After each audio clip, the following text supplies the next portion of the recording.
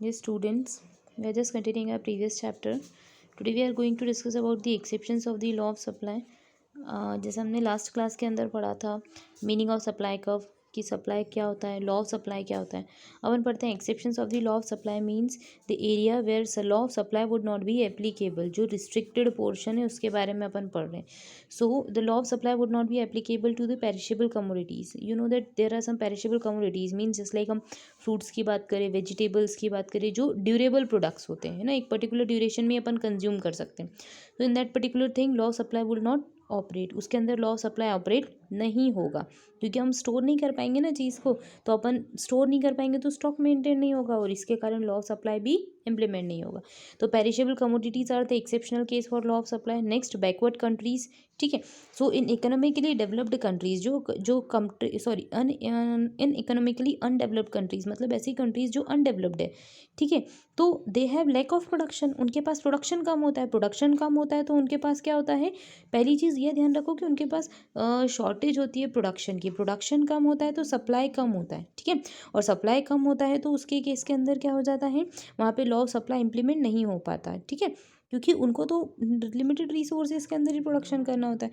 So simple बोल सकते हैं कि बैकवर्ड कंट्रीज में अप्लाई नहीं होगा या फिर in economically undeveloped country due to the shortage of the resources production supply can not be increase with the increase in price. जैसे प्राइस बढ़ेगी तो अपन सप्लाई को बढ़ा नहीं पाएंगे क्योंकि अपने पास रिसोर्सेज ही नहीं है प्रोडक्शन करने के लिए. तो supply would start with production. Supply तब होगा ना जब हमारे पास प्रोडक्शन या स्टॉक होगा. So it is one of the exceptional case. Next बोलता है रेयर कमोडिटीज़. तो सिंपल सी बात है, रेयर कमोडिटीज़ जैसे कि अगर अपन बात करें कोई चीज़ प्रीशियस नेचर की होती है, जैसे बहुत सारे स्टोन्स होते हैं. ठीक है. कोई आर्टिस्टिक वर्क होता है जैसे कोई पेंटिंग हो गई, तो ये रेयर कमोडिटीज़ होती हैं. इनके अंदर लॉ ऑफ सप्लाई एप्लीकेबल नहीं होगा. जस्ट लाइक मोनालिसा की पेंटिंग. ठीक है. उसके केस में अपन ये नहीं बोल सकते हैं कि अच्छा प्राइस बढ़ गई तो सप्लाई बढ़ा दो. ठीक है. तो इसी जो रेयर कमोडिटीज़ होती है उनके केस में सप्लाई को हम चेंज नहीं कर सकते. तो ये एरिया बन गया या फिर ये एक पर्टिकुलर स्पेसिफिक पॉइंट बन गया कि रेयर कमोडिटीज़ के केस में लॉ ऑफ सप्लाई इंप्लीमेंट नहीं होगा. नेक्स्ट वुड बी और एग्रीकल्चरल गुड्स. जैसे आपको पता है कि एग्रीकल्चरल प्रोडक्ट्स जो होते हैं, जो to certain agricultural goods the law of supply doesn't apply because their production mostly depends on the favourable climatic condition. मतलब वो काय के ऊपर डिपेंड कर रहा है क्लाइमेटिक कंडीशंस के लिए. So due to unforeseen change in the weather of the productions can not be increase. मतलब अगर मान लो कि वेदर वैसा नहीं रहा जैसा अपन को सप्लाई के लिए चाहिए, सॉरी प्रोडक्शन के लिए चाहिए, तो अपन सप्लाई को इंक्रीज कर पाएंगे क्या प्राइस इंक्रीज करने पे? नहीं. बेसिकली लॉ ऑफ सप्लाई के बारे में बात करो तो ये ध्यान रखिए आप कि प्राइस ऑफ इंक्रीज होती है तो सप्लाई भी इंक्रीज करना है. तो फॉर इंक्रीजिंग योर सप्लाई या to increase your supply you need to increase your production and your production would depend on your climatic condition if you are talking about our agricultural goods. ठीक है. तो वही दिक्कत हो जाती है कि वैसा क्लाइमेट नहीं बना, प्रोडक्शन हो नहीं पाया, सप्लाई हो नहीं पाया, तो प्राइस बढ़ गई, उससे अपन को बेनिफिट अवेल नहीं हो पाया. तो एग्रीकल्चरल गुड्स जो होते हैं जो क्लाइमेट पे बेस्ड होते हैं उनके अंदर हम ऐसा लॉ ऑफ सप्लाई को इंप्लीमेंट नहीं कर सकते. Next future expectations. तो you know that there are some goods which have future expectation की फ्यूचर के अंदर प्राइस हमने सोचा है कि इंक्रीज हो जाएगी बट इंक्रीज नहीं हो, डिक्रीज होगी. ठीक है. तो when the seller expect that the decrease in the price of the future the law of supply will not apply. मतलब कि अगर फ्यूचर में कई प्राइसेस डिक्रीज हो गए तो लॉ ऑफ सप्लाई उस केस में इंप्लीमेंट नहीं हो पाएगा. ठीक है. So these were the cases जहाँ पे लॉ ऑफ सप्लाई इंप्लीमेंट नहीं होता. अगर आप शॉर्ट में पढ़ना चाहते हैं तो आप याद रख सकते हैं बॉक्स के अंदर जो पॉइंट दे रखे हैं. अब अपन पढ़ते हैं students movement along the supply curve. ठीक है. Movement along the supply curve और चेंजेस इन क्वांटिटी सप्लाई. मतलब मूवमेंट अलॉन्ग सप्लाई कर्व क्या होता है और शिफ्टिंग ऑफ सप्लाई कर्व. आपको याद होगा अपन ने डिमांड में पढ़ा था मूवमेंट और शिफ्टिंग. मूवमेंट क्या होता है एक चीज़ याद रखिए. ठीक है. चलिए मैं आपको पहले ये बता देती हूँ कि होता क्या है, फिर ध्यान रखना. ठीक है. मूवमेंट मतलब क्या, तो आप एक सिंपल सा यहाँ पे देखो मेरा सप्लाई कर्व. ठीक है. मेरा सप्लाई कर्व ऐसा बन रहा है. ठीक है. तो अब मैं आगे बढ़ा रही हूँ तो बढ़ रहा है ना. ठीक है. मतलब इट वुड बी और मूवमेंट. मतलब एक ही सप्लाई कर्व में कोई एक नया सप्लाई कर्व डिराइव करने की ज़रूरत नहीं पड़ी. तो ये क्या हो जाएगा, मूवमेंट हो जाएगा क्योंकि अपन ने नया सप्लाई कर्व डिराइव किया क्या, नहीं. तो there was a movement in supply curve. अब मूवमेंट कैसी होगी तो आप सोचो, या तो ऊपर जाएगा कर्व या तो कर्व नीचे आएगा. मीन्स मूवमेंट या तो अपवर्ड होगी या तो डाउनवर्ड होगी. ये चीज़ याद रखिए. मूवमेंट क्या होती है, या तो अपवर्ड या तो डाउनवर्ड. अब अपन ग्राफिकल प्रेजेंटेशन जो हमको बुक में दे रखा है उसके अकॉर्डिंग देखते हैं. So this is your supply curve. Price दे रखी है तो ये ओरिजिनल प्राइस P1 ऊपर वाली, P2 नीचे वाली. क्वांटिटी की बात करते हैं तो जब नॉर्मल प्राइस होती है तो उस केस में क्वांटिटी कितनी होती है, यानी कि ऑफिशियली अपना सप्लाई कर्व यहाँ से स्टार्ट हुआ. प्राइस 1 में क्या हो गया, प्राइस बढ़ी तो सप्लाई बढ़ गया, यानी कर्व कहाँ पहुँच गया यहाँ पे, यानी कि ये क्या हो गया, अपवर्ड शिफ्टिंग हो गई. क्या हो गई, अपसाइड शिफ्टिंग हो गई. ठीक है. नेक्स्ट यहाँ पे क्या हो गया, पहली चीज़ आपने ध्यान रखी कि ये अपने लिए क्या हो गई, अपवर्ड शिफ्टिंग हो गई। अपवर्ड शिफ्टिंग क्यों हुई बेटा, तो due to increase your price, ठीक है, आपकी प्राइस बढ़ गई ना, इसलिए आपकी शिफ्टिंग कैसी हो गई, अपवर्ड हो गई। अब अपन बात करते हैं कि ऐसा भी तो हो सकता है कि प्राइस नीचे आ जाए, ठीक है, प्राइस नीचे आएगी तो सप्लाई क्या हो जाएगा, डिक्रीज हो जाएगा, यानी कि शिफ्टिंग कहाँ हो गई, डाउनवर्ड, नीचे की साइड हो गई, कैसी होगी, downward.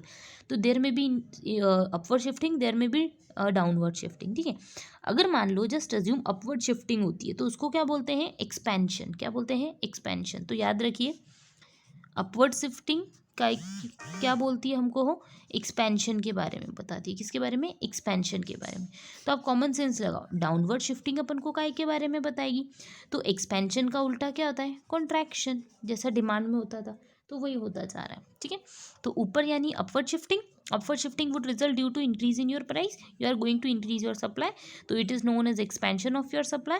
And there would be the downward shifting due to decrease in your price, then it is would be known as contraction of supply। ये अपन ग्राफिकल प्रेजेंटेशन से सीख गए, बट अब अपन थ्योरी के वे में पढ़ लेते हैं तो और बेटर समझ में आ जाएगा। that what is expansion in supply, expansion in supply means when there is a rise in the quantity supplied, ठीक है, क्वांटिटी सप्लाई आपकी क्या हो रही है, इंक्रीज, राइज हो रही है, क्या हो रही है, राइज हो रही है, ठीक है, in response to rise in prices, ठीक है, प्राइस के कारण तो प्राइस चेंज होगी तो सप्लाई तो कॉमन सी बात से चेंज होना ही चाहिए, of a commodity and other factor remains unchange, यानी कि बाकी सारी चीज़ें क्या है, अनचेंज है, बाकी चीज़ें चेंज नहीं हो रही हैं। तो अदर फैक्टर रिमेन्स अनचेंज यानी कि हमारी जो टेक्नोलॉजी है उसमें कोई चेंज नहीं हो रहा, गवर्नमेंट ने टैक्स के पॉलिसी में कोई चेंज नहीं किया, हमारे सब्सटीट्यूट कॉम्प्लीमेंट्री में कोई चेंज नहीं हुआ, ठीक है, तो उसको बोलते हैं unchange. If other factors are constant we can simply say, ठीक है, तो उस केस में अगर प्राइस राइज हुई तो सप्लाई भी राइज हो गया। जैसे हम एग्जाम्पल ले सकते हैं, 10 रुपीज़ प्राइस थी तो 100 क्वान्टिटीज़ देते थे, 15 प्राइस हुई तो 150 दे दी, बढ़ा दिया ना, ठीक है। तो यहाँ पे ग्राफिकल प्रेजेंटेशन देखो, तो पहले क्या होता है, 10 पे प्राइस 100 होती, सॉरी 10 प्राइस होती है तो 100 क्वांटिटी होती है, सीधे सीधे यहाँ पे पॉइंट आ गया। ये ग्राफिकल प्रेजेंटेशन बेटा आपको बहुत अच्छे से पता है, इसलिए मैं वापस से नहीं बना रही हूँ, ठीक। अब 15 प्राइजेज होती है तो 150 क्वांटिटी होती है, यानी कि कहाँ शिफ्ट हो गया, ऊपर, तो इसको क्या बोल देंगे अपन, expansion, it is known as your expansion, ठीक है, या इंक्रीज, या सॉरी एक्सपेंशन बोलेंगे, क्या बोलेंगे, एक्सपेंशन ऑफ सप्लाई। अब कॉन्ट्रैक्शन पढ़ते हैं तो एक्सपेंशन लर्न हो जाएगा तो कॉन्ट्रैक्शन अपने आप हो जाएगा। कॉन्ट्रैक्शन मीन्स कि when there is a fall in the price, ठीक है, फॉल हो रहा है, sorry fall in quantity supply due to या फिर response of decrease in price, prices की चेंज हुई तो सप्लाई तो चेंज होना ही था, तो फॉल हुई गई quantity supply due to decrease in your price, price decrease हुई तो अपने सप्लाई को भी क्या कर दिया, फॉल कर दिया। तो इससे क्या होगा, अब कब कहाँ शिफ्ट हो जाएगा, नीचे की साइड, कहाँ शिफ्ट हो जाएगा, नीचे की साइड। जैसे अपन एग्जाम्पल ले लेते हैं, एग्जाम्पल की अगर मैं बात करूँ तो देखो, तो हमको एग्जाम्पल दे रखा है, देखो 40 रुपीज़ की प्राइस होती है अगर किसी कमोडिटी की, तो अपन कितनी क्वांटिटी देते हैं, 100, प्राइस 30 हो गई तो अपना प्रॉफिट भी तो कम हो जाएगा, तो अपन सप्लाई क्या कर देते हैं, डिक्रीज कर देते हैं, ठीक है। तो 40 पे 100, 30 पे 70, तो अब इसी को प्रेजेंटेशन देखते हैं। तो जस्ट रिज्यूम 30, पहले अपन ओरिजिनल डालते हैं, ओरिजिनल यानी 40, तो 40 प्राइस होती है तो क्वांटिटी अपन देते हैं 100, ठीक है, 100 का लिख दिया अपन ने। 30 प्राइस हुई यानी प्राइस क्या हुई, डिक्रीज, तो नीचे की साइड आ जाएंगे, तो ये न्यू डिमांड, न्यू सप्लाई का हुआ, क्या है, न्यू सप्लाई का, जो डैश डैश करके शो कर रहा है वो न्यू सप्लाई का हुआ, ठीक है। तो ये हो जाएगी कितनी, 30 प्राइस होती है तो 70 क्वांटिटी, यानी आपको समझ में आएगा कि नीचे साइड चला गया, तो इसको अपन क्या बोलेंगे, कॉन्ट्रैक्शन ऑफ डिमांड, क्या बोले, सॉरी कॉन्ट्रैक्शन इन सप्लाई बोलेंगे, क्या बोलेंगे, सप्लाई।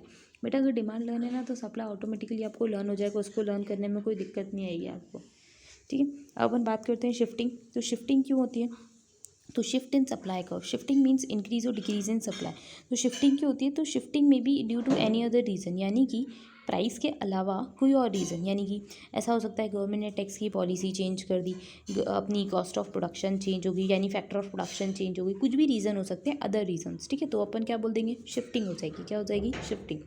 अब शिफ्टिंग भी कैसी होगी, तो या तो राइट साइड होगी या तो लेफ्ट साइड होगी, है ना। अब वो देखते हैं, तो when we draw a supply curve, ठीक है, जब भी अपन सप्लाई कर्व को ड्रॉ करते हैं, ठीक है, तो वो अपन को प्राइस और क्वांटिटी के बीच में क्या बताता है, रिलेशन बताता है, and other factor remains unchange, इसको बोलते हैं अपन लॉ ऑफ सप्लाई। तो अगर प्राइस इंक्रीज होती है तो सप्लाई इंक्रीज हो जाएगा, ठीक है। सो अब अपन एग्जाम्पल देख लेते हैं, या फिर देख लेते हैं कि अपना शिफ्टिंग ऑफ सप्लाई कर्व कैसा होता है। तो शिफ्टिंग क्यों होती है, पहली चीज़ ये ध्यान रखिए, तो shifting is due to some reason, जैसे 5.26 में आपको रीज़न दिख रहे होंगे, change in the price of other factor, change in the price of factor of production, change in state of technology means जो लॉ ऑफ सप्लाई के case में अपन बोल रहे थे ना अदर थिंग रिमेन्स कांस्टेंट, तो सारी चीज़ें क्या होने वाली हैं, चेंज होने वाली हैं, क्या होने वाली हैं, चेंज होने वाली। तो इसको क्या बोलते हैं अपन, शिफ्टिंग ऑफ सप्लाई कर्व। अब शिफ्टिंग के अंदर अपन देख लेते हैं, तो शिफ्टिंग ऑफ सप्लाई कर्व में क्या होगा, तो शिफ्टिंग में या तो इंक्रीज इन सप्लाई होगा या तो डिक्रीज इन सप्लाई। अब इंक्रीज इन सप्लाई को अपन पढ़ते हैं, तो पढ़ते हैं अपन इंक्रीज इन सप्लाई के बारे में। इंक्रीज इन सप्लाई क्या होता है, तो अपन एग्जांपल ले लेते हैं।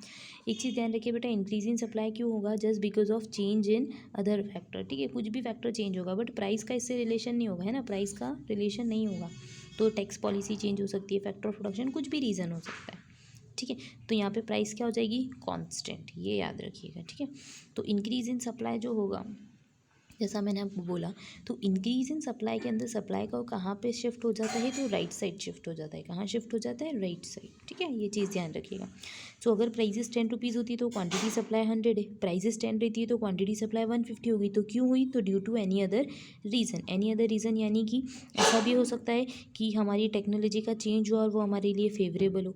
ऐसा भी हो सकता है कि सब्सटीट्यूट प्रोडक्ट जो थे उनकी प्राइजेस जो है वो क्या हो गई हो, डिक्रीज़ हो गई हो, इसलिए, ठीक है, कुछ भी रीज़न हो सकता है।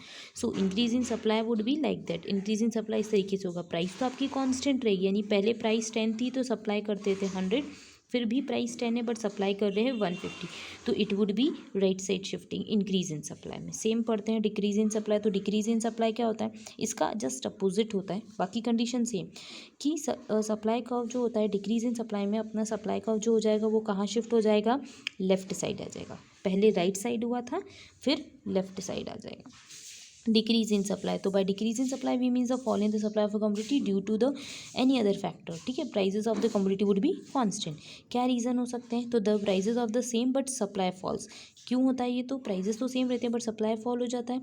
The supply is the same at the higher prices, ऐसा भी हो सकती है कंडीशन, ठीक है, ये भी रीज़न हो सकता है जिसके कारण लेफ्टवर्ड शिफ्टिंग हो जाए। एक चीज़ याद रखिएगा, इंक्रीज इन सप्लाई के केस में सप्लाई का कहाँ शिफ्ट होता है, राइट साइड। डिक्रीज के केस में कहाँ शिफ्ट होगा, left side. Just assume price 10 rupees है, क्वांटिटी हमने बेची 100, फिर प्राइस 10 हो गई, हमने क्वांटिटी सप्लाई कर दी 70। क्यों, क्योंकि हमको लगता है कि शायद कॉस्ट ऑफ प्रोडक्शन हमारी इंक्रीज़ हो रही है, या ऐसे बोल सकते हैं गवर्नमेंट ने एक्स्ट्रा टैक्स इम्पोज कर दिया, ऐसा भी हो सकता है, कुछ भी रीज़न हो सकता है, मतलब अदर फैक्टर के कारण। तो प्राइस क्या थी, 10, क्वांटिटी अपन सप्लाई कर रहे थे शुरू में, कितनी सप्लाई कर रहे थे, तो बेटा 10 पे 100 कर रहे थे, यानी कि जो ग्राफ है ना थोड़ा सा अलग तरीके से दे रखा है, इसको पूरा ज्वाइन कर लेते हैं। तो ये फर्स्ट वाली सिचुएशन है, कौन सी, फर्स्ट वाली। फिर हमारे पास 10 रुपीज़ थी तो हमने 70 सप्लाई की, 10 पे 70, यानी ये नई कंडीशन है। तो ये वाला जो है ये न्यू है, ये वाला जो है वो ओल्ड है। तो आपको शिफ्ट मालूम पड़ गया होगा कि कब यहाँ से यहाँ शिफ्ट हुआ है, यानी कि लेफ्ट साइड शिफ्ट हुई है। तो it is known as decrease in supply. क्या बोलते हैं, डिक्रीज। इंक्रीज में राइट साइड, डिक्रीज में लेफ्ट साइड, ठीक है। अब स्टूडेंट इनके डिफरेंस बिटवीन दे रखे हैं, तो ये जो डिफरेंस बिटवीन है ये इन्हीं के बेसिस के अकॉर्डिंग होते हैं। अपन नेक्स्ट वीडियो के अंदर पढ़ेंगे प्राइस इलास्टिसिटी ऑफ सप्लाई, ठीक है। Thank you.